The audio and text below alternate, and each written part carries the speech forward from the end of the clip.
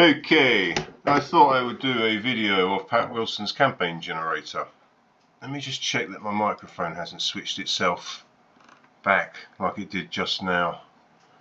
I did a 7-minute video only to find the microphone had switched itself off. Anyway, this is the first page you will see when you open up Pat Wilson's campaign generator, which is a separate program to the official game, but it hooks into it, it integrates. And this is where you set up your campaign, depending on what aircraft you've got, your plane's owned. Once you've done all that, you click your pilot's name, having created the campaign with him. You can choose the rank you want him to start at. There's a whole bunch of stuff. So once you're in, this is where you go to make your missions, and it's also where you make your combat reports. Personnel is where you fiddle with your personnel. Activity, you can take leave if you get injured in a fight and you're injured. You put in for leave for the amount of days that you're injured for, how long it will take you to heal and recover.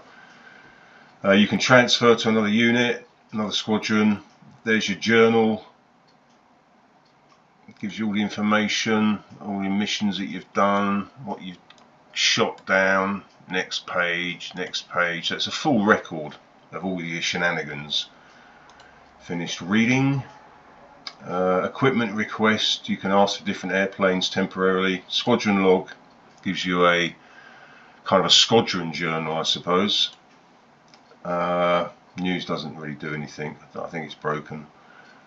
Finished. Activity, done that. Intelligence, so your intel map gives you the frontline conditions. There's your front line there. Intelligence report tells you what friendly stuff is available. Here on the right, you can get it for the enemy as well. Depot report tells you what planes each side's got available. It's a bit squished up at the moment for some reason. It's a little bit glitchy, this program, but the important stuff works. Emergency resupply, so if either side starts to run short of aircraft, you can unhistorically add extra aircraft to them, so you don't end up flying and nothing's going on. That one just looks at, yeah, intelligence, configuration. You've got a simple config. Speaks for itself really. The more powerful your computer is, the more of this stuff you can put on. Finished. Oh yeah, configuration is an advanced config, which can do more stuff here. Lets you do all kinds of bits and pieces. Configuration, that's where you leave the campaign. Here on the right you've got your active pilots, so if I click mine, there's my flight book. Next page gives me a full record of all the stuff that I've done. Up here was where the medal box used to be, and these are my modified medals, modified tabletop. I don't do any of it in this thing anymore. I just make my own up outside of the game and post it on YouTube. All of this stuff is not what comes with Pat Wilson's campaign generator. All this has been, I've modified all of this myself just to make it look prettier. That is part of Pat's, that's part of Pat's. You can't get rid of those, unfortunately, so you have to work your way around them if you're going to do your own mods. But anyway, it looks nicer. You can change what is output on this. Top ace is all, top ace is service, exclude historical. So yeah, that's pretty much it really. It's far superior to the game's own campaign. Pat's has got a shed load more detail in it. One of the major ones being that the game's career mode, all of the AI are set to the same level. Pat's doesn't do that. Pat's AI abilities change according to historical parameters. The aces are proper aces. At the beginning of the war, the Russians are very, very poor pilots, so all the AI is very low.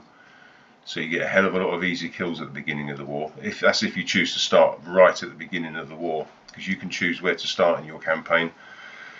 There's a whole bunch of very high detail stuff in it, and it's an absolute joy as a role-playing campaign.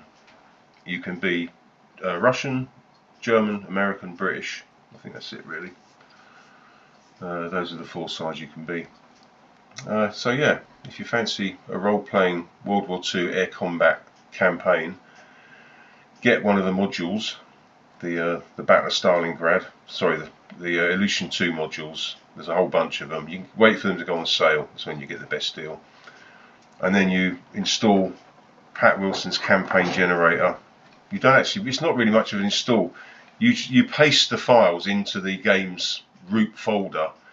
You have to set up it has to be able to read logs. So you have to set up a parameter in the startup configuration file. It's all a piece of piss, and there's clear instructions on Pat Wilson's forum page, on the Illusion 2 forum. I'll put the links in the description. But yeah, it's all a piece of cake. There's nothing complicated about it. It does go wrong occasionally, but there's ways around that. If you find something doesn't work properly, you can usually get yourself out of the sticky hole that you're falling into without losing your campaign. I highly recommend it. I hope that's been interesting and useful. Anyone got any questions, post them in the comments, and I will, or go to the forum and register.